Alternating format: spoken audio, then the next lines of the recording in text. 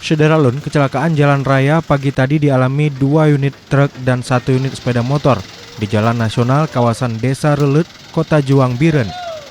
Akibat tabrakan tersebut, sopir dan kernet kedua truk dan pengendara sepeda motor mengalami luka-luka. Saat kejadian, jalan raya tengah diguyur hujan dengan kondisi jalan licin. Diduga kecelakaan dipicu oleh upaya truk Hino yang menghindar tertabrak sepeda motor.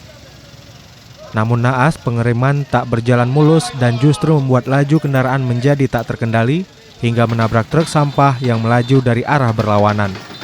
Akibat tabrakan ini, sopir truk Hino serta rekannya Sabar dan Natal mengalami luka berat di bagian wajah dan kedua kakinya hingga harus dilarikan ke IGD RSUD Biren.